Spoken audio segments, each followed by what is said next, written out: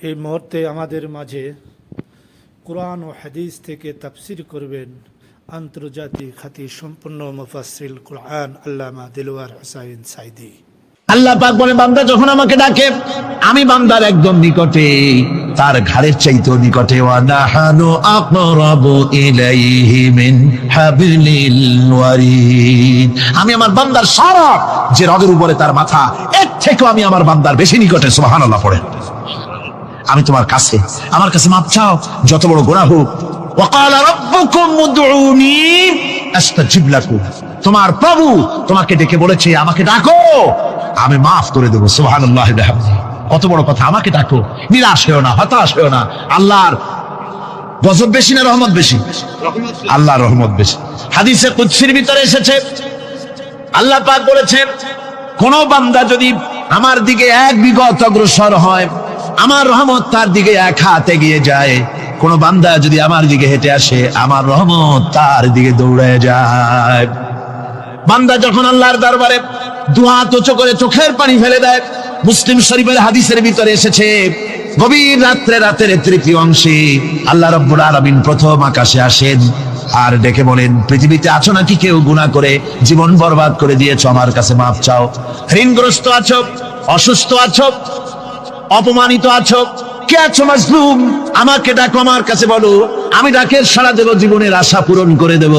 ওই সময় যেই সমস্ত লোকেরা কাঁদে তাহাজ্জুদের নামাজ পড়ে, আল্লাহ জিজ্ঞেস করেন ফেরেশতারা, অমুক অমুক দেশ অমুক অমুক বান্দারা কাঁদে কেন? ফেরেশতারা বলে, রব্বুল আলামিন তুমি তো ভালো করে জানো। আল্লাহ বলেন, জানি, তবুও তোমাদের মুখে শুনতে চাই। তারা বলে, রব্বুল আলামিন তোমার এই বান্দা গুনাহ করেছে, গুনার জন্য মাপ চায়, জাহান্নাম থেকে বাঁচতে চায়। আল্লাহ পাক বলেন, ফেরেশতারা আমার এই বান্দারা আমারে দেখেছে নাকি? বলে দেখে নাই। বলে আমার দোজখ দেখেছে নাকি? বলে না, তাও দেখে নাই। আমার বেহেশত দেখেছে নাকি? বলে না, তাও দেখে নাই। আল্লাহ পাক বলেন, ফেরেশতারা সাক্ষী থাকো, ওরা আমাকে দেখে নাই, আমার বেহেশত দোজখ কিছুই দেখে নাই, শুধুমাত্র আমার নবীর কথা, আমার কোরআনের কথা বিশ্বাস করে আরামের ঘুমকে হারাম করে যেভাবে তারা কাঁদতেছে, সাক্ষী থেকে যাও ফেরেশতারা, আবার রহমতের দরিয়ায় জোশ মেরেছে, আমার ওই ক্রন্দনরত বান্দাগুলিকে আমি আল্লাহ মাফ করে দিলাম। সুতরাং মুমিন বান্দা যারা, আল্লাহর মুমিন বান্দা যারা, এই ঈমানের কোয়ালিটি, এটাও হতাশায় নিরাশায় ভেঙে পড়বে না। গুনাহ তো মানুষই করে, গুনাহ হয়ে গেছে, মাপ চাও। তোমার গুনাহ কদ্দুর? তোমার গুনাহ যদি হয় পাহাড় সমান, আল্লাহর রহমত আকাশ সমান। জাহান্নামের কঠিন শাস্তি থেকে বাঁচতে হলে আল্লাহর প্রতি ঈমান আনতে হবে। আর ঈমান আনলে যে কোয়ালিটিগুলি হওয়া উচিত, সেগুলি আমি আপনাদের সামনে আলোচনা করছি। এরপর আরেকটি কোয়ালিটি হবে মুমিনের, তা হলো কঠোর কঠিন বিপদে অবিচল থাকবে, বিপদে ভেঙে পড়বে না। বিপদ আপদ, শত্রুতা, ক্ষয় ক্ষতি যা কিছু হয় সবই আল্লাহর পক্ষ থেকে, এটা মেনে নিতে হবে এবং ধৈর্য ধারণ করতে হবে। বিপদ মুসিবত শুধু উম্মতের জন্য নয়, দুনিয়ার সমস্ত নবীদের বিপদ এসেছে, হয় নাই? নবীদের বিপদ আসে নাই? কোরআনে কারীম থেকে শুনুন, আল্লাহ রাব্বুল আলামিন বলেন, ওয়া কাযালিকা জাআলনা লিকুল্লি নাবিয়্যিন আদুওয়াম মিনাল মুজরিমিন। আল্লাহ পাক বলেন, এমনি করে আমি সকল নবীদের শত্রু বানিয়ে দিয়েছি, সব পাপিষ্ঠ আর অপরাধ প্রবণ লোকদেরকে। প্রত্যেক যুগে নবীদের শত্রু ছিল, প্রত্যেক যুগে নবীদের কি ছিল? শত্রু ছিল। সে শত্রু কারা ছিল? আল্লাহ পাক বলছেন, নবীদের শত্রু ছিল পাপিষ্ঠ আর অপরাধ প্রবণ লোক, এরাই ছিল নবীদের দুশমন। রাসূলগণের অবস্থা যদি এই হয়, তাহলে তার উম্মত, ওই দিনের ধারক বাহক যারা, তাদের বুঝি বিপদ আপদ হবে না নাকি? হবে কিনা? তো ইসলামের বিরোধিতা যারা করে, কোরআনের পরিভাষায় বলা হয়েছে ইসলামের দুশমন, নবীদের দুশমন।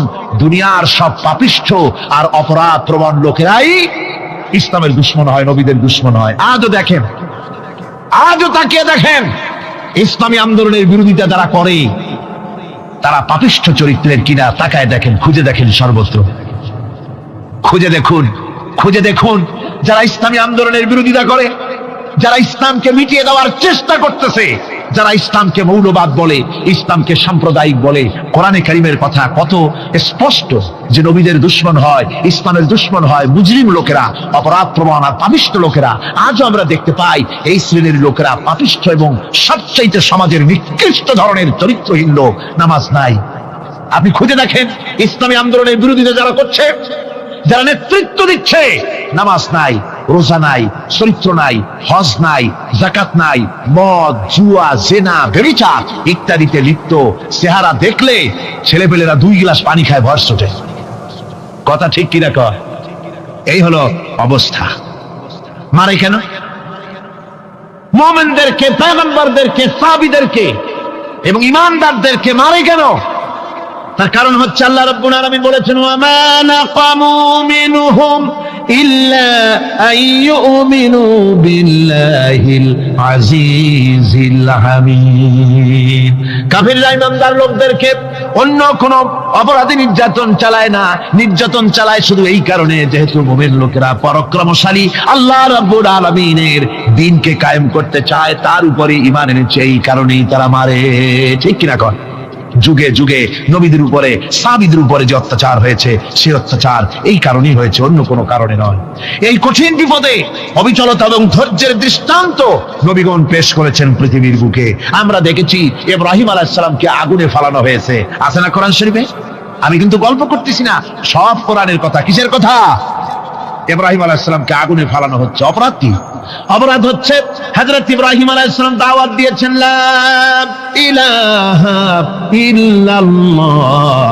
জোরে পড়েন, লা ইলাহা ইল্লাল্লাহ, লা ইলাহা, লা ইলাহা ইল্লাল্লাহ মুহাম্মাদুর রাসূলুল্লাহ। হযরত ইব্রাহিম আলাইহিস সালাম দ্বীনের দাওয়াত দিয়েছেন, এক আল্লাহর দাওয়াত দিয়েছেন, ঈমানের দাওয়াত দিয়েছেন। আর কোন অপরাধ ছিল না। নমরুদ সহ্য করতে পারলো না। কোরআনে কারীমের মধ্যে সব কথাগুলি আল্লাহ পাক এই জন্য বিধৃত করেছেন, এই জন্য কোরআনে কারীমের মধ্যে সব কথা উঠায় দিয়েছেন, যাতে করে মুমিনেরা বিপদ আসলে পরে যেন ঘাবড়ে না যায়। ইব্রাহিম আলাইহিস সালামকে আগুনে ফালানো হচ্ছে। ফেরেশতা বলছে, ইব্রাহিম তোমারে আগুনে ফালায় দাও হতেছে, আমার কাছে সাহায্য চাও, আমার কাছে ক্ষমতা আছে, আগুনগুলো উঠাইয়ে নমরুদের বংশ জ্বালায় দেব। হযরত ইব্রাহিম ফেরেশতার কাছে সাহায্য চাইছিলেন নাকি? তিনি বললেন, ফেরেশতা তোমার কাছে সাহায্য কেন চাইব? আমি তো এমন কোন অন্ধ আল্লাহর ইবাদত করি না যেই অন্ধ স্রষ্টা তার গোলামের দুঃখ দুর্দশা না দেখেন। আমি তোমার কাছে সাহায্য চাইব না। হযরত ইব্রাহিম আলাইহিস সালাম পাশ করলেন। কি বলেন, পাশ করছেন না? ঈমানের পরীক্ষায় পাশ। আগুনের মধ্যে হযরত ইব্রাহিমকে যখন ফেলানো হচ্ছে, রব্বুল আলামিন আগুনের প্রতি নোটিশ করে দিলেন, ইয়া নারু কুনি বারদাও ওয়া সালামান আলা ইব্রাহিম। আগুন আমার ইব্রাহিমের জন্য শান্তিদায়ক, ঠান্ডা হয়ে যা। এখন কি আর আগুনের বাপের ক্ষমতা আছে ইব্রাহিমের পোড়ানো? আর ক্ষমতা নাই। আমার বন্ধুগণ, ইব্রাহিম আগুনের ভিতরে আরামে বসে আছেন, আর ওদিকে নমরুদ বসে বসে দেখতেছে দূর থেকে। ইব্রাহিম তো জ্বলে না, গায়ের মধ্যে আগুন জ্বলে গেল। ডাক দিয়া কয়, আগুন তোর হলো কি? কেন জ্বালাইতে পারিস না আমার দুশমন রে? হলোটা কি তোর? তোর কি জ্বালানো শক্তি বন্ধ হয়ে গেল নাকি? আগুনের ভিতর থেকে জবাব এলো, নমরুদ রে, আমার ভিতরে জ্বালানো শক্তি আছে কি নাই যদি প্রমাণ করতে চাও, টেস্ট করতে চাও, তুই নিজে আয়, তোরে শুদ্ধ তামাম দুনিয়া জ্বালাই দিতে পারি, ইব্রাহিমের এক গাছা পশম জ্বালাই দিতে পারি না। তার কারণ হচ্ছে আমি হচ্ছি মাখলুক, আল্লাহ হচ্ছেন খালিক। আল্লাহ আমাকে বলেছেন না জ্বালাতে, তুমি 1000 বার বললেও আমি ইব্রাহিমকে জ্বালাইতে পারবো না। কোরআনে কারীমে ঘটনা বলে মুমিনদেরকে সাহস দেওয়া হচ্ছে, মুমিনেরা দ্বীনের কাজ করতে গিয়ে বিপদ আবাজ আসবে, ঈমানের দাবি হলো বিপদ আসবে, আর বিপদ আসলে ঘাবড়ায় যেও না, মুসিবতে পড়ে চিন্তায় পেরেশানে হয়রান হয়ে যেও না।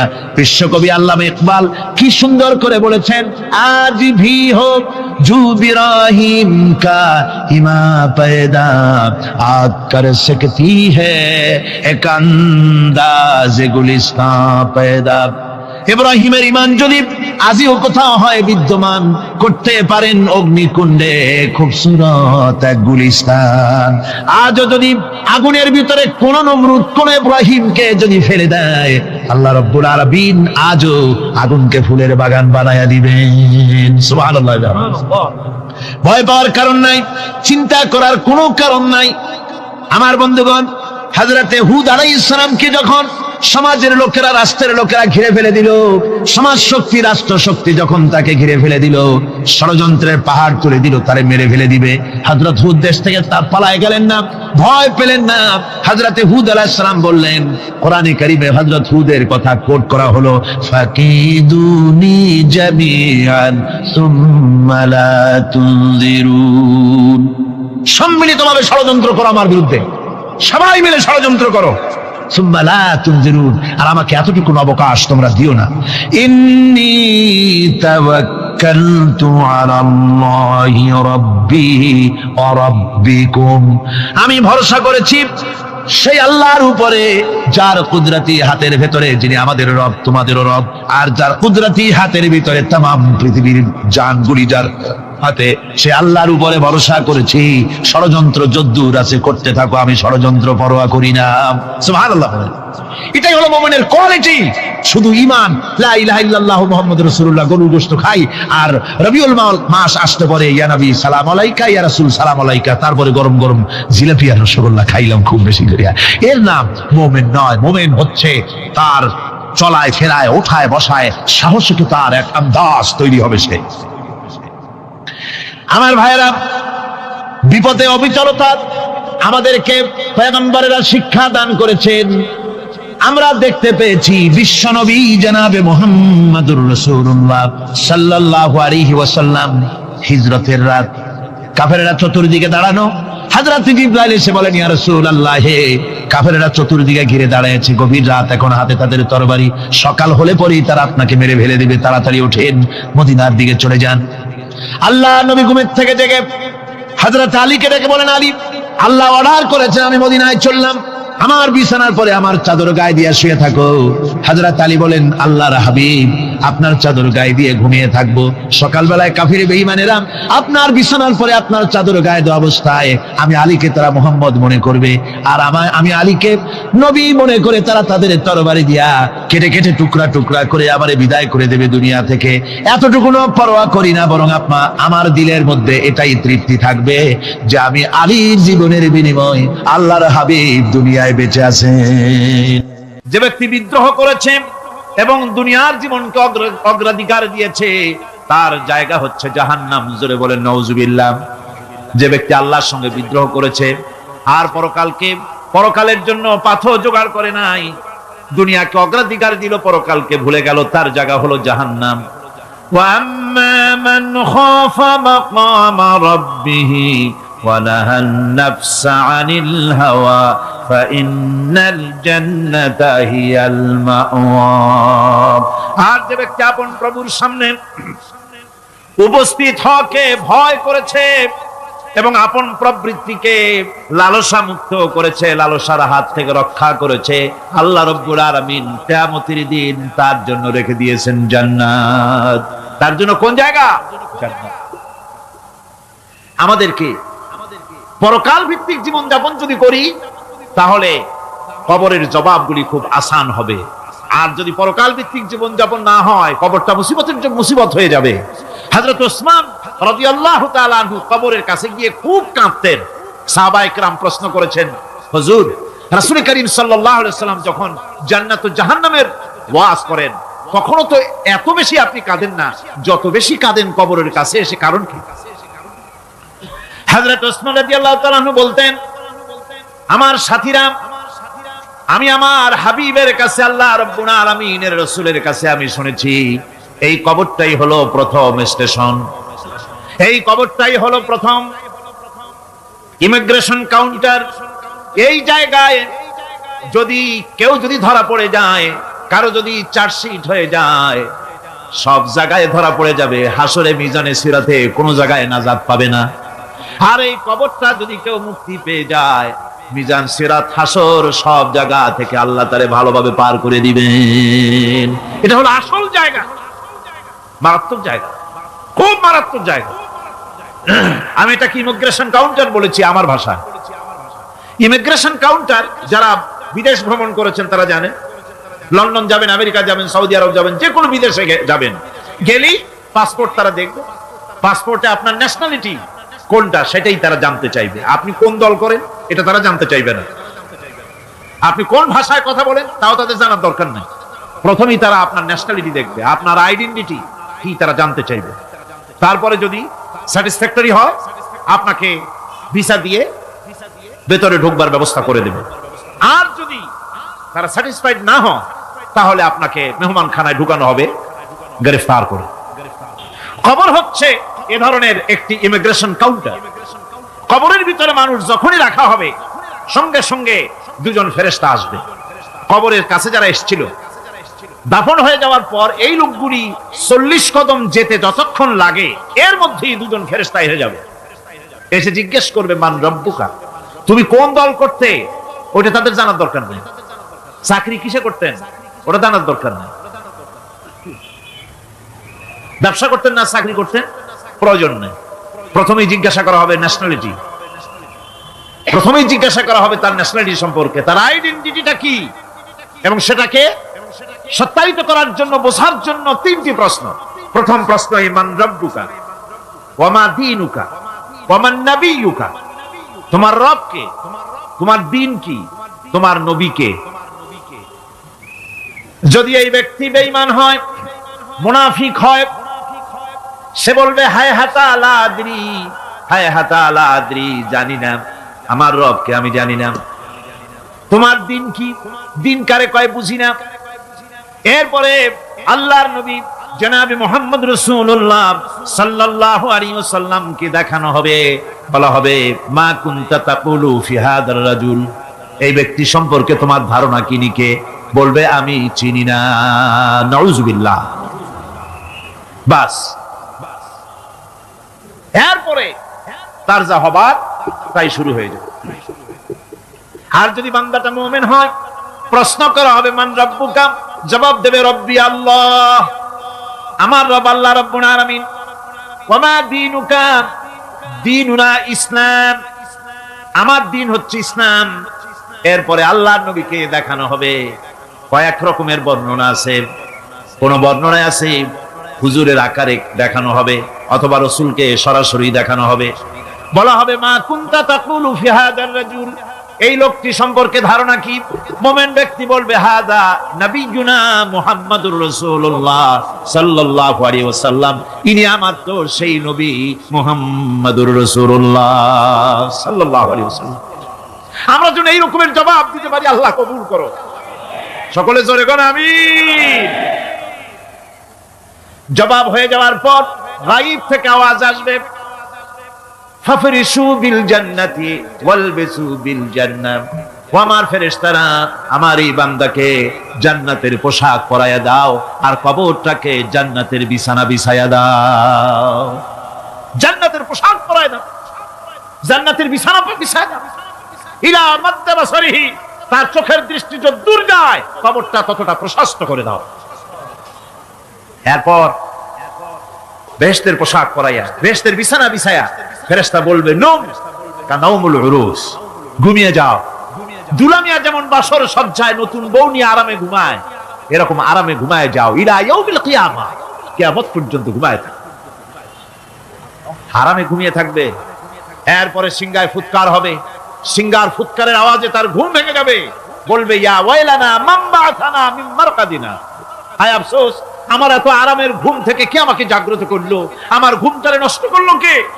আওয়াজ আসবে হাযা মা ওয়াদার রহমান ওয়া সাদাকাল মুরসালুন, এটা হচ্ছে রহমানের সেই ওয়াদা, আর মুরসালিনরা নবীরা সত্য কথাই বলেছিলেন, সেই কিয়ামত অনুষ্ঠিত হচ্ছে।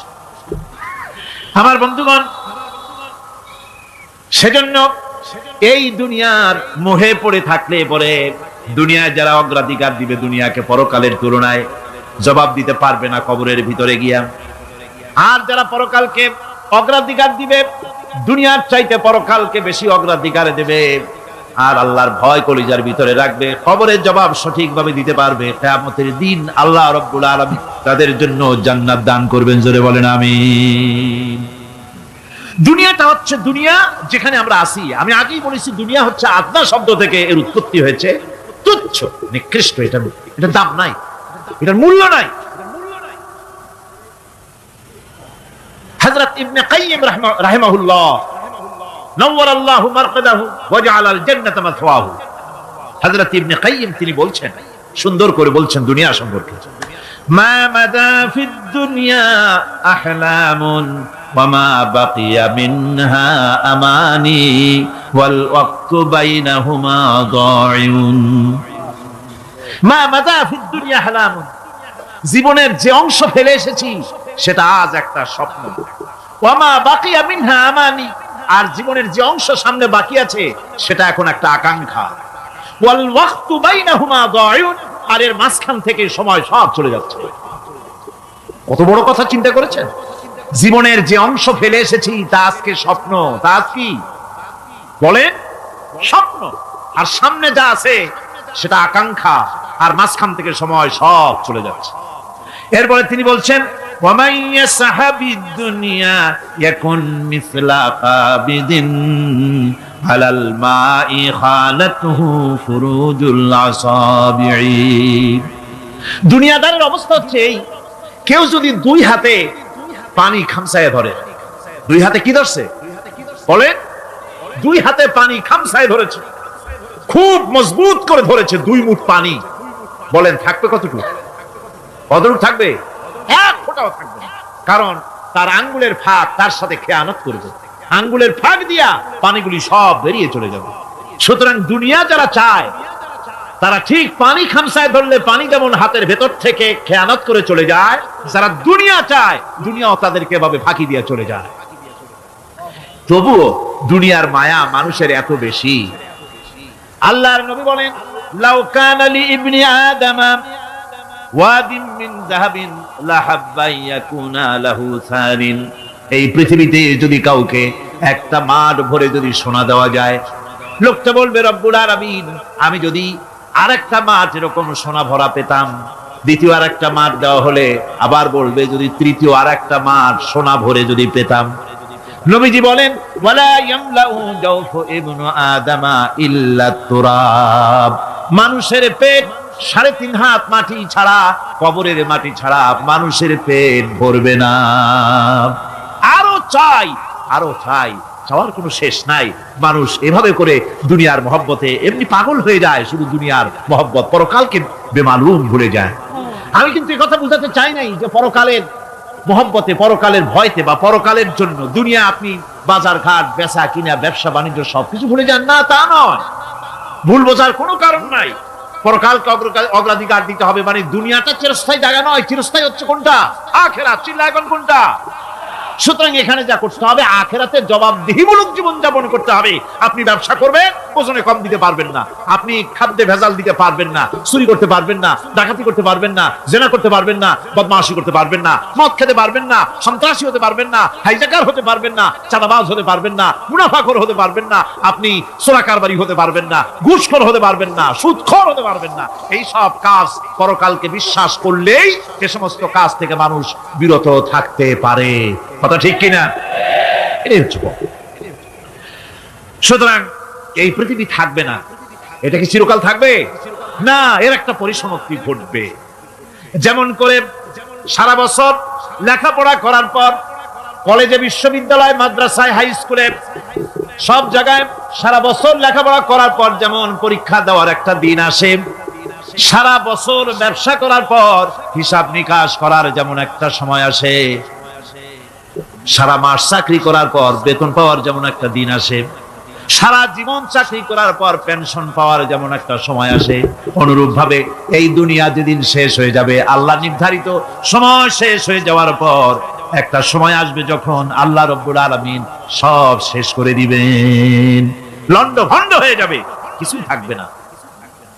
কোরআনে কারীমে আল্লাহ সব বলেছেন, কোরআনে সব আল্লাহ বলে দিয়েছেন। আল্লাহ পাক বলেন এই পৃথিবীর সব কেমন ভাবে ধ্বংস হবে তার চিত্র আল্লাহ পাক কোরআনে কারীমে তুলে ধরেছেন। ইদাস সামাউ ফাতারাত ওয়া ইদাল কাওয়াকিবু তাসারাত ওয়া ইদাল বিহারু ফুজ্জিরাত ওয়া ইদাল কুবুরু বু'সিরাত। যখন আকাশসমূহ দীর্ণ বিদীর্ণ হয়ে যাবে, তারকাগুলি বিক্ষিপ্ত হয়ে ছিটকে পড়বে, আর সমুদ্রগুলি উচ্ছ্বসিত হয়ে পড়বে, কবরগুলি সব তার ভেতরে যা আছে উদ্গীরণ করে দেবে, তারকাগুলি স্থিমিত হয়ে যাবে। এরপরে সমস্ত আকাশগুলি কাতাইয়িস সিজিল্লি লিল কুতুব, কিতাবের পৃষ্ঠার মতো একটার পরে একটা ঠাস ঠাস করে পড়তে থাকবে, চূর্ণ বিচূর্ণ হয়ে ভেঙে চুরে একাকার হয়ে যাবে। পাহাড়গুলিকে উড়িয়ে দেওয়া হবে, চন্দ্র এবং সূর্য একাকার হয়ে যাবে। আল্লাহ রাব্বুল আলামিন বলেন, ফাইদা বারিকাল বাসার ওয়া খাসাফাল কমার ওয়া জুমিআশ শামসু ওয়াল কমর।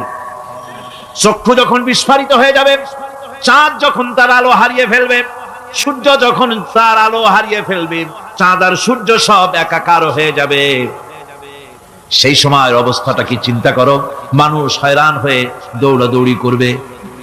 وحملت الأرض والجبال فدكتا دكة واحدة। জমিন এবং পাহাড়গুলির মধ্যে আল্লাহ রাব্বুল আলামিন সংঘর্ষ বাঁধিয়ে দিবেন, পাহাড়গুলি ভেঙে চুরে টুকরা টুকরা হয়ে যাবে, পাহাড়গুলি উঁচু করে জমিনের উপরে আছাড় মেরে আল্লাহ রাব্বুল আলামিন ভেঙে চুরে চুরমার করে দিবেন। সুবহানাল্লাহ। ওয়া তাকুনুল জিবালু কালইনিল মানফুশ, পাহাড়গুলো পেঁজা ধোনা তুলার মতো করে উড়িয়ে দেওয়া হবে, পাহাড় উড়ে যাবে। সুবহানাল্লাহ। পাহাড় পাথরের তৈরি করা পাহাড়, এই পাহাড়গুলি তুলার মতো হয়ে উড়বে কিভাবে? আমি এই দৃশ্য নিজের চোখে কিছুটা হলেও দেখছি। আজ থেকে 10 দিন আগে আমি ইতালি সফর করে এসেছি। ইতালির রাজধানী রোম। রোম প্রাচীন সভ্যতার লালন ভূমি। কোরআনে কারিমে সূরা রোম রয়েছে, এই রোম সেই রোম।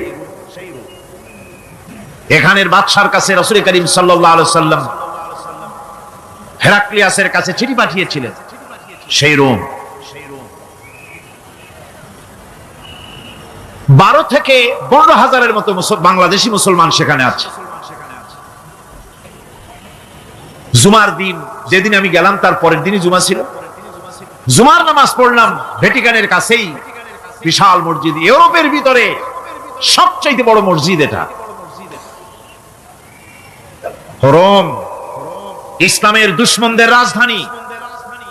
সেইখানে যখন আযান হচ্ছে আশহাদু আন্না মুহাম্মাদার রাসূলুল্লাহ, আমার অনুভূতির কথা আপনাদেরকে বোঝাতে পারবো না, কি অনুভূতির সৃষ্টি হয়েছে আমার ভেতরে। ভ্যাটিকানের পোপ এক পাশে, কিছু দূরেই ভ্যাটিকান, ওটা হচ্ছে গোটা পৃথিবীর সমস্ত খ্রিস্টানদের কাবা ভ্যাটিকান, তার পাশেই বিশাল মসজিদ, সেখানে নামাজ পড়লাম।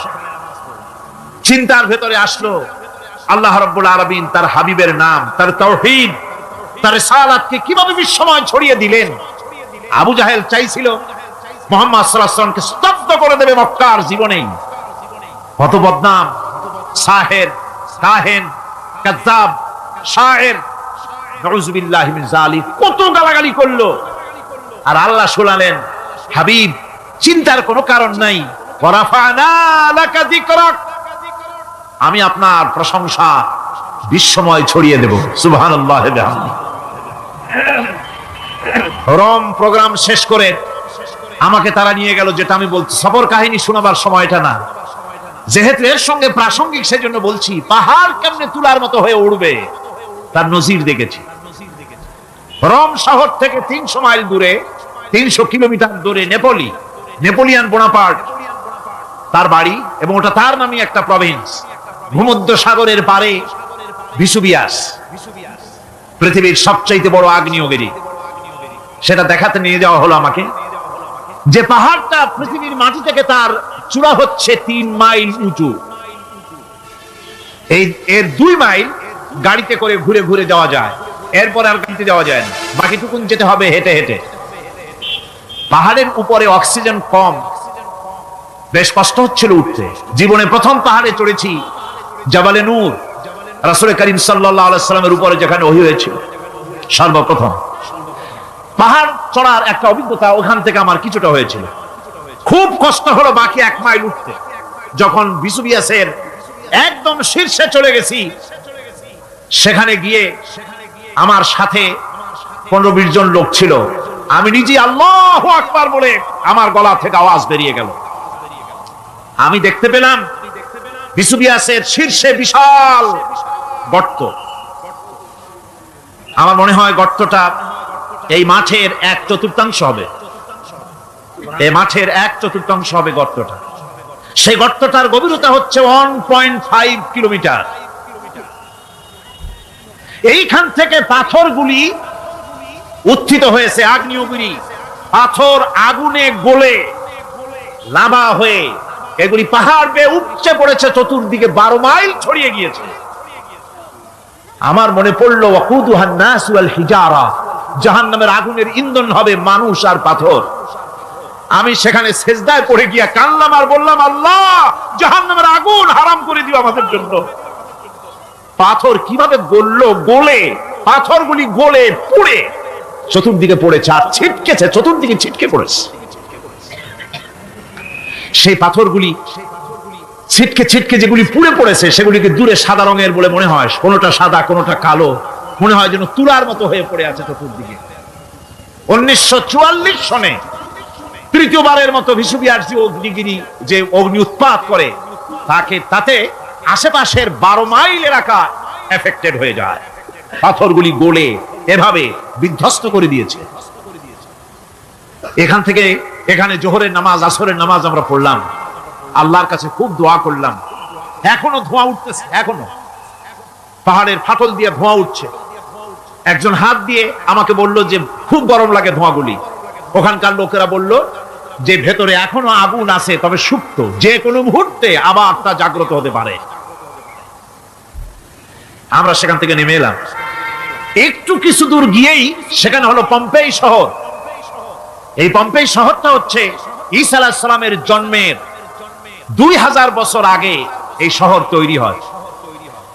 ঈসা আলাইহিস সালামের জন্মের 179 বছর পর ভূমিকম্প হয়। সেই ভূমিকম্পে গোটা পম্পেই শহরটা পৃথিবীর মানুষের চোখের আড়াল হয়ে যায়, ধ্বংস হয়ে যায়, মাটির তলায় ভরা হয়ে যায়। আজ থেকে 200 বছর আগে মাটি খনন করতে গিয়ে এই শহর আবিষ্কৃত হয়। পুরা শহরটা খুঁড়ে তারা বের করেছে। 180 হেক্টর জমিনের উপরে এই বিশাল শহর। ঘুরে ঘুরে দেখলাম, গাড়ি চলে না সেখানে, পায়ে হেঁটে দেখতে হলো। প্রশস্ত রাস্তা। আজ থেকে 4000 বছর আগের মানুষেরা রাস্তা বানাতে জানতো পাথর দিয়ে, এবং রাস্তার দুধারে তাদের ছিল ফুটপাত, পানির ব্যবস্থা, নগরায়নের সব রকমের সুযোগ সুবিধা। তারপরে সেখানে বিচারালয়, এরপরে দোকানপাট, বাজার ঘাট, সবকিছুর ব্যবস্থা রয়েছে। বিশাল বিশাল পাথরগুলি দিয়ে পিলার তৈরি করা। ভাবলাম এই পিলারগুলি, এই পাথরগুলি তারা কিভাবে ক্রেন ছাড়া এত উপরে উঠালো কি করে, আমার মাথায় আসলো না। পাথর কেটে কেটে সুন্দর সুন্দর অঙ্কন শিল্প তারা করেছে। এরপরে ঘুরতে ঘুরতে বাদশার রাজার বাড়িতে গিয়ে ঢুকলাম। সেখানে গিয়ে দেখলাম উলঙ্গ এত মূর্তি পাথরের তৈরি করা।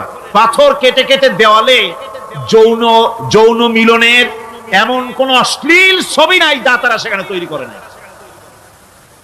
উলঙ্গ মূর্তি আর উলঙ্গ যৌন মিলনের অসংখ্য ছবি দিয়ে এই এলাকা ভরা। তখন আমি বুঝলাম আল্লাহর গজব হওয়ার কারণটা কি, এই শহরটা মাটির নিচে গরক হয়ে যাওয়ার কারণটা কি। আল্লাহ পাক জেনা ব্যভিচার যে দেশে বেশি হয় আল্লাহ পাক বরদাস্ত করে। দুশ্চরিত্র যে দেশের মানুষ দুশ্চরিত্র হয়ে যায়, জেনা ব্যভিচার বেশি হতে থাকে, আল্লাহ গজব করে দেন, গজব দেন। এই গজব এক এক সময় এক এক রকমের হয়ে আসে। কখনো মাটির নিচে দাবায় দেয়, কখনো মহামারী, কোন দেশে কলেরা, কোন দেশে জলোচ্ছ্বাস, কোথাও ভূমিকম্প, আর সর্বশেষ এই জেনা ব্যভিচারের জন্য আল্লাহ পাকের চূড়ান্ত, এই যৌনতার অশ্লীলতার জন্য চূড়ান্ত গজব বর্তমান বিশ্বের জন্য এইডস। আল্লাহ পাক এই গজব দিয়েছে। বন্ধুগণ, আমি সেই জায়গা, আমি সেখানে যা দেখলাম যে আল্লাহ পাক পাহাড়গুলিকে কিভাবে উড়াবেন, এটা অস্বীকার করার কোনো উপায় নাই। বিশ্বাস তো করতামই, তবে হযরত ইব্রাহিম আলাইহিস সালাম যেমন বলেছিলেন, রব্বি আরিনি কাইফা তুহিল মাউতা, আয় আল্লাহ তুমি মরাকে চিন্তা করবা কেমনে। আল্লাহ পাক বলেন আওয়ালাম তুমিন, তুমি বিশ্বাস করো না? ইব্রাহিম আলাইহিস সালাম বললেন বালা, অবশ্যই বিশ্বাস করি, ওয়ালাকিন লিয়াতমাইন্না কলবি, যদি চোখে দেখতাম তাহলে আমার অন্তরাত্মা খুব ঠান্ডা হতো।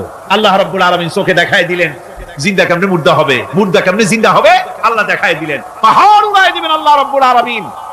একথা কলিজার মধ্যে তার উপর ঈমান বিশ্বাস, কিন্তু আল্লাহ চোখে দেখাইছেন, ঈমান আরো মজবুত হয়েছে, যা ছিল আরো মজবুত হয়েছে। সুবহানাল্লাহ।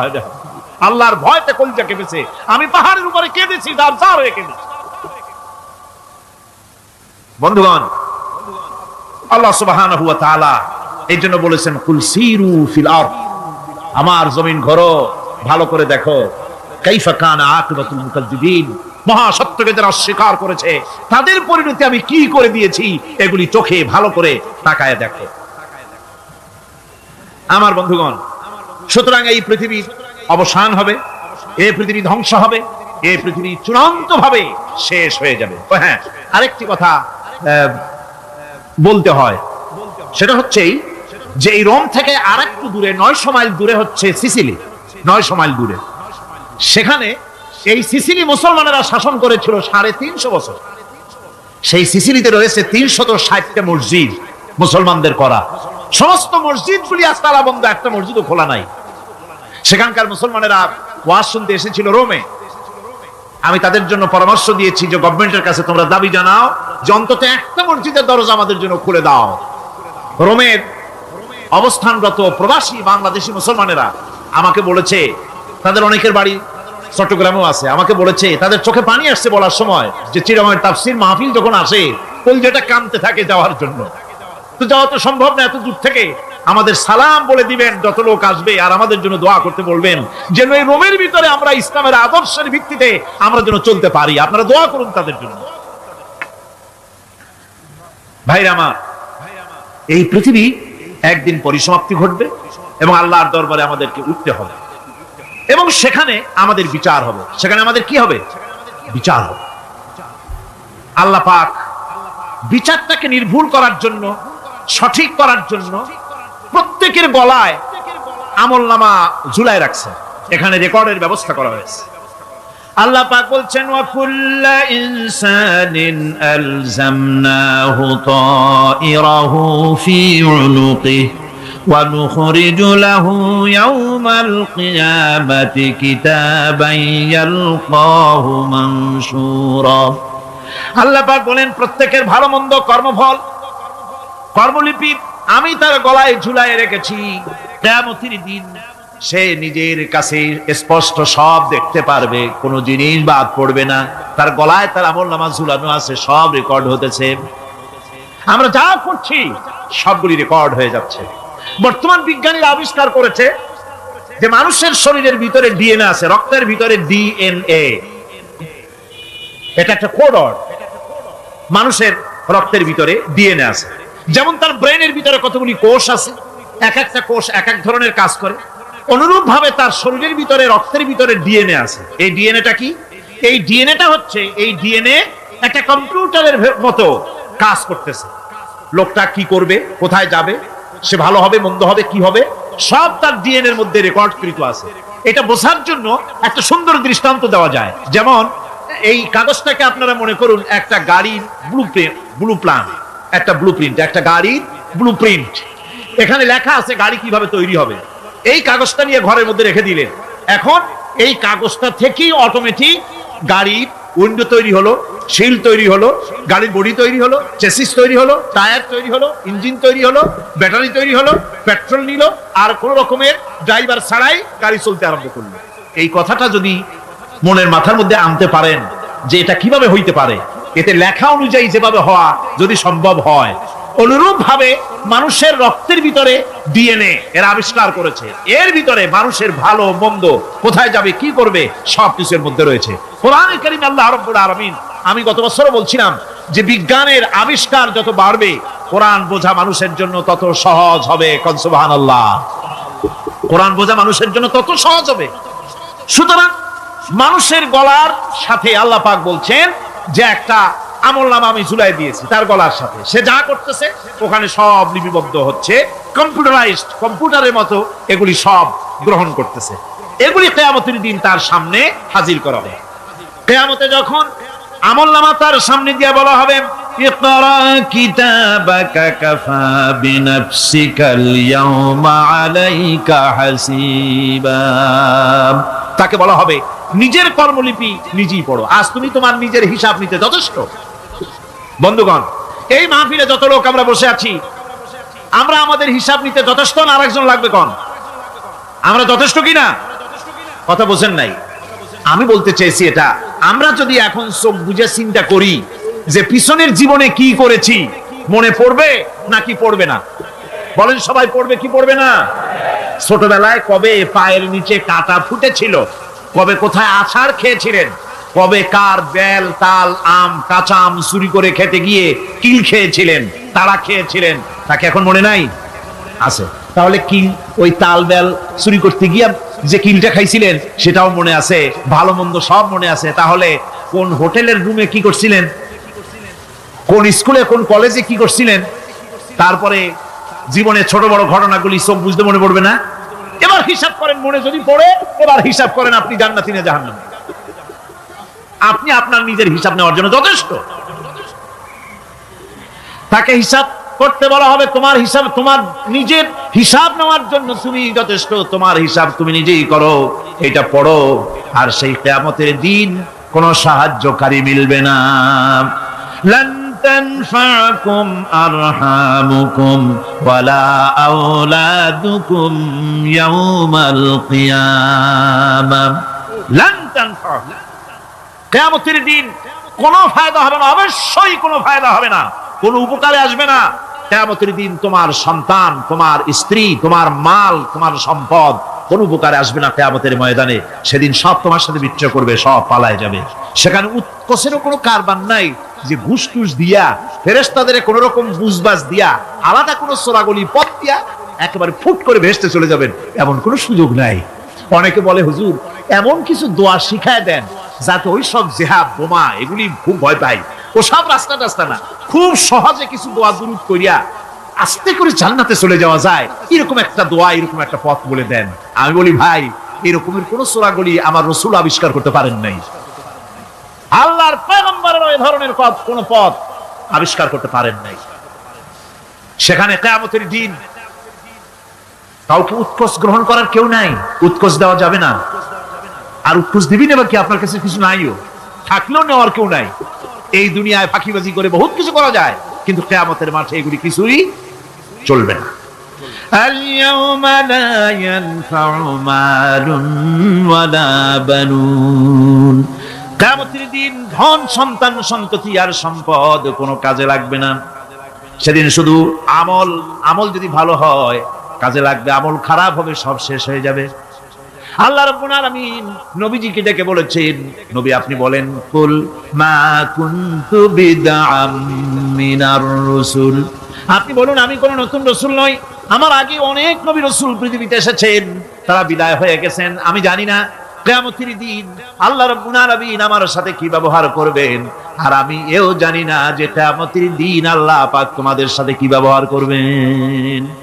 এই আয়াত নাযিল হওয়ার পর আল্লাহর হাবিব তার মেয়েকে ডাকলেন, জামাইকে ডাকলেন, নাতিদেরকে ডাকলেন, আহলে বাইতদেরকে ডাকলেন, আর বললেন, ও আমার মেয়ে কলিজার টুকরা ফাতেমা গো শোনো, কেবলমাত্র আয়াত নাজিল হয়ে গেল, আল্লাহ পাক আমাকে শুনাইছেন কিয়ামতের দিন আমি জানি না আমার সঙ্গে কি ব্যবহার করা হবে, আর এও জানি না যে তোমাদের সাথে কি ব্যবহার করা হবে। ও আমার কলিজার টুকরা মেয়ে ফাতেমা, কিয়ামতের দিন মুহাম্মদ সাল্লাল্লাহু আলাইহি ওয়াসাল্লামের মেয়ে, এই হিসাবে তোমার নাজাতের ফয়সালা হবে না। ও আমার কলিজার টুকরা নাতি হাসান আর হোসেন, কিয়ামতের দিন মুহাম্মদ সাল্লাল্লাহু আলাইহি ওয়াসাল্লামের নাতি হিসাবে ফয়সালা হবে না। ও আমার জামাই হযরতে আলী, কিয়ামতের দিন আমার জামাই হিসাবে নাজাতের ফয়সালা হবে না। আমল যদি ভালো হয় ফয়সালা ভালো হবে, জান্নাতে চলে যাবে। আমল যদি খারাপ হয় কার নাতি কার জামাই দেখা হবে না। সুবহানাল্লাহ, কঠিন কিয়ামতের মাঠ। এই পরকালের বিশ্বাস যদি কলিজার মধ্যে ঢোকে মানুষ ভালো হয়ে যাবে। কোন সুবহানাল্লাহ। আপনাদের দৃষ্টিতে পারবে, কথার জবাব যে দিলেন না। পুলিশে কি মানুষের চরিত্র ভালো বানাইতে পারবে? পুলিশের চরিত্র ভালো বানাবে কেনা, সেটাই তো কথা। মানুষের চরিত্র যাতে ভালো থাকে, মানুষের জন্য খারাপ কাম না করে, সেজন্য পুলিশ যাতে খারাপ কাম না করে সেজন্য আরো একটা ডিপার্টমেন্ট আছে না, তারা যাতে খারাপ কাজ না করে সেজন্য আর একটা আছে। এন্টি করাপশনের আবার এন্টি করাপশন আছে, তার উপর আবার এন্টি করাপশন আছে। এন্টিটার অভাব নাই। সুতরাং পুলিশ দিয়া বিডিআর দিয়া আর্মি দিয়া মানুষের, দেশের, জাতির চরিত্র ভালো বানানো যায় না। রাসূলুল্লাহ এ দিয়ে বানান না, এটা ইসলামের নিয়ম নয়। পুলিশ দিয়া, আর্মি দিয়া দেশের মানুষের চরিত্র ভালো বানানো যায় না। চরিত্র ভালো বানানো যায় কেবলমাত্র পরকালের ভয় দিয়া। কি কিসের ভয় দিয়া? ওই যে মক্কার জীবনে ওই সমস্ত মানুষগুলি যারা চুরি করত, ডাকাতি করত, জিনা করত, বদমাশি করত, যারা শয়তানি করত, যারা মানুষকে খুন করত, এই মানুষগুলি এত ভালো হয়ে গেল, যারা চুরি ছেড়ে দিল, ডাকাতি ছেড়ে দিল, জিনা ব্যভিচার ছেড়ে দিল, এত ভালো হয়ে গেল, পৃথিবীর মধ্যে সেরা মানুষ তারা হয়ে গেলেন। জোরে বলেন সুবহানাল্লাহ। নবীর সাহাবীরা পৃথিবীর শ্রেষ্ঠ সন্তান, নবীর সাহাবীরা পৃথিবীর সেরা মানুষ, তাদের চাইতে সেরা মানুষ নবীদের পরে আর কেউ হতে পারে না। জোরে কোন সুবহানাল্লাহ। নবীর পরে পৃথিবীতে শ্রেষ্ঠ মানুষ কারা? সাহাবায়ে কেরাম রিদওয়ানুল্লাহি তাআলা আলাইহিম আজমাইন। ওনারা তো কুফরের মধ্যে ছিলেন, শিরকের মধ্যে ছিলেন, চুরি, ডাকাতি, জিনা, ব্যভিচার এমন কোন পাপ নাই যা করা হয়নি। তারপরে যখন আল্লাহর নবীর কাছ থেকে তাওহীদ, রিসালাত ও আখিরাতের দাওয়াত পেলেন, কি সোনার মানুষ এক একজন হয়ে গেলেন। সুবহানাল্লাহ। যারা ছিলেন নারীর সতীত্বের জম, তারা হয়ে গেলেন নারীর সতীত্বের পাহারাদার। যারা মানুষের মাল চুরি করত, ডাকাতি করত, তারা রাতভর মানুষের মালের পাহারা দিল, মানুষের রক্তের পাহারা দিল। সুবহানাল্লাহ বিহামদি। রক্ত সম্পদের পাহারা দিল। রাসূল বললেন, খায়রুল কুরুনে কারনি, সর্বশ্রেষ্ঠ যুগ তো আমার যুগ। বন্ধুগণ, এরপরে একটা জীবন আসবে ওই কিয়ামতের ময়দানে। এই পরকালের বিশ্বাসটা গুরুত্বপূর্ণ ব্যাপার। আমাদের সবকিছুর হিসাব দেওয়া লাগবে।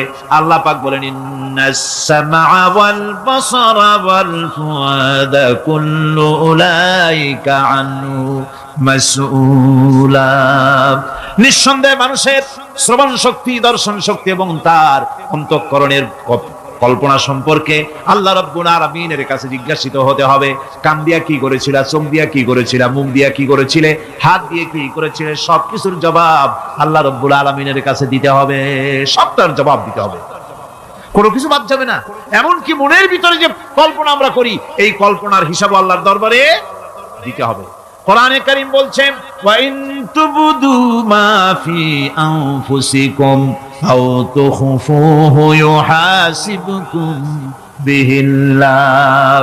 মনের ভিতরে তুমি যেটা কল্পনা করো সেটা প্রকাশ করো, অথবা তুমি গোপন রাখো, যাই তুমি করো না কেন, আল্লাহ রাব্বুল আলামিন এর হিসাবও তোমার কাছে নেবেন।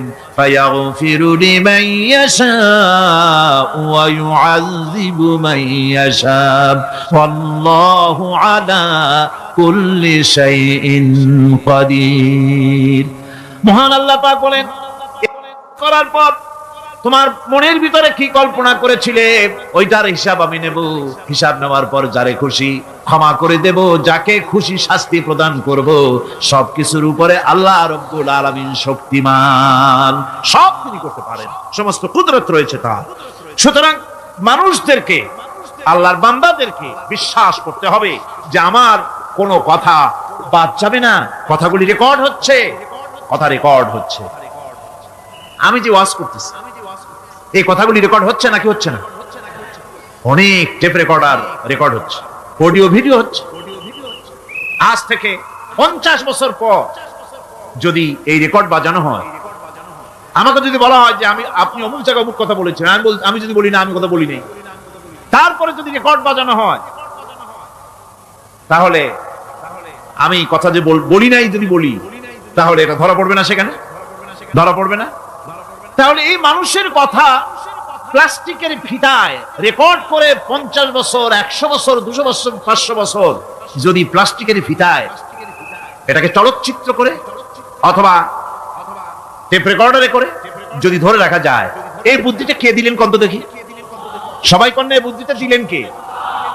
যে আল্লাহ রাব্বুল আলামিন মানুষের মাথায় বুদ্ধি দিলেন, যার দ্বারা সে মানুষের কথাবার্তা, অ্যাক্টিভিটি সব ধরে রাখতে পারে।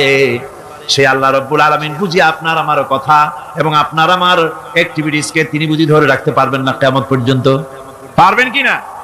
সেজন্য রাব্বুল আলামিন বলেন, মা ইয়ালফিযু মিন কাওলিন ইল্লা লাদাইহি রাকীবুন আতীদ। সমস্ত কথা রেকর্ড হচ্ছে। সুবহানাল্লাহ কোন জোরে! সমস্ত কথা রেকর্ড হচ্ছে, একটা কথা বাদ যাবে না। মুখ আছে বলি কথা বলবেন তা না, হিসাব করে কথা বলতে হবে, গীবত গাওয়া যাবে না, মিথ্যা কথা বলা যাবে না, মিথ্যা ওয়াদা করা যাবে না। মিথ্যা ওয়াদার তো মৌসুম এসে গেছে, কি কোন বোঝেন কথা?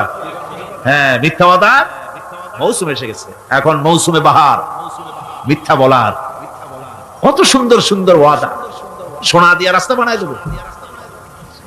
অভুক্ত মানুষদের বলা হয় না খেয়ে মরবেন না, কিন্তু কি খেয়ে মরবে তাও কয়।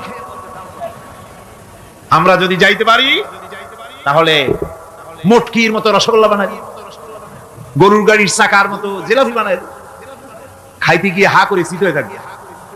কত রঙিন রঙিন কথা। মিথ্যা ওয়াদার সময় এসেছে। ভাইরা আমার, পরকাল যদি বিশ্বাস করে সেই ব্যক্তি কিছুতেই মুখ আছে বলেই যা খুশি বলবে না, পরনিন্দা করবে না, পরচর্চা করবে না, হাত আছে বলেই যা তা লিখবে না। ঘটনা হইল একটা, লিখলো আর একটা। কলম একটা আছে বলেই যা খুশি তা লেখা যায় না, মুখ আছে বলেই যা খুশি তা বলা যায় না, চোখ আছে বলেই যা খুশি তা দেখা যায় না। গরু খাওয়া জায়েজ করা হয়েছে বলে গরুর লেজ থেকে মাথা পর্যন্ত পাইকারি দরে সব খাওয়া যায় না। গরু খাওয়া হারাম না হালাল? হালাল। পাইকারি দরে লেজ থেকে মাথা পর্যন্ত সব খাওয়া হালাল না। ওর মধ্যে আল্লাহ কিছু হারাম রেখে দিছে, সেগুলোকে বাইসে খাইতে হবে। আল্লাহ দেখতে চান পাইকারি দরে জমের খাওয়া খাও, না আমার হারামগুলি বাদ দিয়ে খাও, নিষেধ করাগুলি বাদ দিয়ে খাও। মুখ আছে বলেই যা খুশি তা বলা যাবে না, কান আছে বলেই যা খুশি তা শোনা যাবে না, চোখ আছে বলেই যা খুশি তা দেখা যাবে না, হাত পা আছে বলেই যা খুশি তা করা যাবে না। সবটার পেছনে আল্লাহ রাব্বুল আলামিনকে ভয় করা লাগবে। মহান আল্লাহ রাব্বুল আলামিন বলে, বান্দারে তোমার সমস্ত কার্যাবলী, এমনকি তোমার চাহনিটা পর্যন্ত কার দিকে কি নিয়তে তাকায়ছো কেউ জানে না, আমি আল্লাহ রাব্বুল আলামিন জানি। وَيَعْلَمُ خَائِنَةَ الْأَعْيُنِ وَمَا تُخْفِي الصُّدُورُ।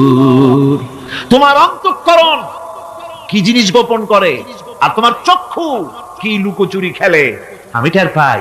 সুবহানাল্লাহ বিহামদি। চশমার ফাঁক দিয়া কি দেখো, কারে দেখো, কি নজরে দেখো, সানগ্লাস পরিয়া, কেউ ঠিক পায় না, আমি ঠিক পাই। সুবহানাল্লাহ, জোরে কোন সুবহানাল্লাহ।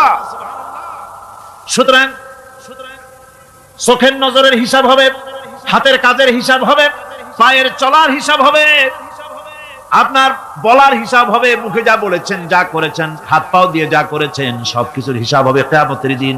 আল্লাহর দরবারে সবকিছু উপস্থিত হবে, কোনো জিনিস বাদ পড়বে না। ফামান ইয়ামাল মিসকালা যাররাতিন খায়রান ইয়ারা ওয়া মান ইয়ামাল মিসকালা যাররাতিন শাররান ইয়ারা। ছোট্ট একটা ভালো কাজ যদি করো তাও হাজির করা হবে, সামান্যতম ভালো কামও তোমার বাদ পড়বে না। আর ক্ষুদ্রতম কোনো খারাপ কাজ করলে তাও উপস্থিত করা হবে, সব তোমার সামনে, কোনো জিনিস বাদ পড়বে না, সব দেখতে পাবে কিয়ামতের দিন। ভালো কাজটাও আর খারাপ কাজটাও আল্লাহর কাছে সেদিন আল্লাহ পাক মানুষের সামনে উপস্থিত করে দিবেন। আল্লাহ পাক বলছেন, সেদিন এই জমিন, তার ভিতরে যা লুকায়িত ছিল, জমিন সব বের করে দেবে। কাআন্নাহুম জারাদুম মুনতাশির। টিড্ডি, ফড়িংগুলি, পোকাগুলি মাটি থেকে যেমন বের হয়, এ মাটির ভিতরে যা আছে কিয়ামতের দিন সব মাটি বের করে দেবে। ইযা যুলজিলাতিল আরদু জিলজালাহা ওয়া আখরাজাতিল আরদু আসকালাহা ওয়া ক্বালাল ইনসানু মা লাহা। এই জমিনকে ঝাঁকি মারা হবে, প্রবল এক ঝাঁকুনি, প্রবল এক ঝাঁকুনিতে এই পৃথিবীর মধ্যে যা কিছু আছে সব বেরিয়ে যাবে। সুবহানাল্লাহ, কইতে ইচ্ছা করে না মিয়ারা? এক ঝাঁকুনিতে পৃথিবী সব বের করে দেবে। মানুষ হয়রান হয়ে বলবে, কি হয়েছে, এ মাটির হলোটা কি? আমার বন্ধুগণ, মানুষ হয়রান হয়ে গিয়ে বলবে, মাটির কি হলো? আল্লাহ রাব্বুল আলামিন বলেন, ইয়াউমাইদিন তুহাদ্দিসু আখবারাহা বিআন্না রাব্বাকা আওহালাহা। জমিনের উপরে যা ঘটেছে জমিন তা সব বের করে দেবে, সব প্রকাশ করে দেবে। আর এটা এই জন্য হবে যেহেতু তার রবের হুকুম হয়েছে, তার রব হুকুম করেছে, বের করে দে। জমিনের ভিতরে আছে যা সব বেরিয়ে যাবে। আকাশ ভেঙে পড়বে, পাহাড় উড়ে যাবে, জমিনের ভিতরে যা আছে সব উপরে চলে আসবে, পৃথিবীতে সব শেষ, কিচ্ছু নাই, আকাশ নাই, পাহাড় নাই, সমুদ্র নাই, সব একাকার, চন্দ্র নাই, সূর্য নাই, তারকা নাই, গ্যালাক্সি নাই, মহাশূন্য নাই, সব শেষ। আল্লাহ রাব্বুল আলামিন সমস্ত ফেরেশতাদেরকে শেষ করে দিবেন, সকলের মওত হয়ে যাবে, কেউ আর থাকবে না, এমনকি হযরতে আজরাইল মালাকুল মউত তিনিও থাকবেন না, সব আল্লাহ রাব্বুল আলামিন মৃত্যু করে দিবেন। এরপরে আল্লাহ রাব্বুল আলামিন একা তিনি বলবেন, ইয়া দুনিয়া, ইয়া দুনিয়া আইনা আনহারুকি, এ পৃথিবী তোর সেই সমুদ্রগুলো কোথায়, নদীগুলি কোথায়? ইয়া দুনিয়া আইনা আশজারুকি, হে দুনিয়া তোমার গাছগুলি কোথায়, এত বন বনানি এত গাছ ছিল। ইয়া দুনিয়া আইনা জিবালুকি, হে পৃথিবী তোর জমিনে যত পাহাড় ছিল পাহাড়গুলি কই? যত স্বৈরাচার ছিল জমিনের উপরে, যারা স্বৈরাচারী মনোবৃত্তি নিয়ে মানুষ ধ্বংস করেছে, দেশ ধ্বংস করেছে, মায়ের বুক খালি করেছে, ওই স্বৈরাচারগুলি কই? কোনো জবাব নাই। আল্লাহ পাক এর পরে বলবেন, লিমানিল মুলকুল ইয়াউম, কার রাজত্ব আজকে? রাজত্বটা কার? আল্লাহ তিনবার আওয়াজ দিবে, আজকে রাজত্ব কার? আল্লাহ পাক যখন তিনবার করে ডাক দিবেন, কোনো জবাব নাই, কোনো জবাব নাই। কে জবাব দেবে? আল্লাহ রাব্বুল আলামিনের সামনে কার ক্ষমতা আছে কথা বলার? কেউ তো নাই, সব শেষ। আল্লাহ পাক বলবেন, লিল্লাহিল ওয়াহিদুল কাহ্হার, একমাত্র পরাক্রমশালী আল্লাহ রাব্বুল আলামিনের রাজত্ব আছে। সেই হাসরের মাঠে আমাদের সকলকে উপস্থিত হয়ে যেতে হবে, কেউ আমরা এখান থেকে বাঁচতে পারবো না, সবাইকে উঠতে হবে। অপরাধীরা সেখানে অসহায় হয়ে যাবে, অপরাধীরা অসহায় হয়ে যাবে। আল্লাহ পাক বলেন, ফাইযা জাআতিস সাখাতু ইয়াওমা ইয়াফিরুল মারউ মিন আখিহি ওয়া উম্মিহি ওয়া আবিহি ওয়া সাহিবাতিহি ওয়া বানিহি, অবশেষে যখন কান ফাটানো আওয়াজ আসবে, এই আওয়াজ, সেদিন মানুষ নিজের মা বাপ ভাই বোন সব থেকে বিচ্ছিন্ন হয়ে যাবে, সব একের থেকে আরেকজন পালায় যাবে, হারায় যাবে, কেউ কাউকে আর খুঁজে পাবে না। সেদিন ওই কিয়ামতের মাঠে বিভীষিকাময় দৃশ্য, মানুষ হয়রান হয়ে যাবে, মাথার এক হাত অথবা অর্ধ মাইল অথবা এক বিগত এতটুকুন উপরে ওই প্রকাণ্ড সূর্যটার তাপ আসবে, গুনাহগারের মাথার চান্দি ফেটে গিয়া মগজগুলি গলে গলে নাক কান দিয়ে বেয়ে পড়তে লাগবে, জিহ্বাটা কুকুরের মতো ঝুলে নাভিস্থল পর্যন্ত পড়ে যাবে, মাটিটা সূর্যের উত্তাপে তামার মতো গরম হয়ে যাবে, সারা হাসর জুড়ে আওয়াজ হবে, পানি পানি পানি। মানুষেরা হয়রান হয়ে যাবে সেই হাসরের ময়দানে। এই চরম কষ্টের ভিতরে আল্লাহ রাব্বুল আলামিন বলেন, সেদিন দুটো ভাগ হয়ে যাবে, একদল মানুষের চেহারা আলোয় ঝলমল হয়ে যাবে, আর একদল মানুষের চেহারাগুলি কালো হয়ে যাবে। উজুহু ইয়াওমাইদিন মুসফিরাতুন দাহিকাতুন মুস্তাবশিরা ওয়া উজুহু ইয়াওমাইদিন আলাইহা গাবারা। আল্লাহ পাক বলেন, এক শ্রেণীর মানুষের চেহারা হাস্যোজ্জ্বল ঝলমলে হয়ে যাবে, আর এক শ্রেণীর মানুষের চেহারাগুলি কালো হয়ে যাবে। তারহাকুহা কাতারা উলাইকা হুমুল কাফারাতুল ফাজারা। হাস্যোজ্জ্বল, স্বচ্ছন্দপূর্ণ, সুন্দর, উজ্জ্বল ঝলমলে চেহারা হবে ঈমান আনার কারণে, পরকালকে বিশ্বাস করার কারণে, আল্লাহ এবং রাসূলের কথা অনুযায়ী জীবন যাপনের কারণে চেহারাটা উজ্জ্বল হয়ে যাবে। আর আল্লাহর নাফরমানি, রাসূলের নাফরমানি, পরকালকে অস্বীকার করার কারণে কাফেরগুলির চেহারা, মুনাফিকগুলির চেহারা কালো হয়ে যাবে। তাদেরকে আলাদা করে দেওয়া হবে। আমতাজুল ইয়াওমা আইয়ুহাল মুজরিমুন, মুজরিমদেরকে আলাদা করে দেওয়া হবে, দুইটা ভাগ হয়ে যাবে। এই চরম অবস্থা সৃষ্টি হবে কিয়ামতের ময়দানে। সেদিন রাসূল করিম সাল্লাল্লাহু আলাইহি ওয়াসাল্লাম উম্মতের জন্য সুপারিশ করবেন। সেই সুপারিশ যেন আমাদের করতে পারেন, সেজন্য আমাদেরকে তৈরি করতে হবে, সে ধরনের যোগ্য আমাদেরকে বানাতে হবে। বন্ধুগণ, এই পরকালীন জীবন, এর সম্ভাবনা, এটা যে হবে এবং সেই পরকালে আমাদের সকলকে যে উঠতে হবে, কিয়ামতে আল্লাহর কাছে জীবনের সব কিছুর জবাবদিহি করতে হবে, এই ভীতি সৃষ্টি করতে চায় আল্লাহ পাক মানুষের ভেতরে। আল্লাহ পাকের চাইতে মানুষের কল্যাণকামী আর কেউ আছে? চিল্লায় কোন আল্লাহর চাইতে, বিশ্ববাসীর সৃষ্টি জগতের কল্যাণকামী আল্লাহর চাইতে রাসূলের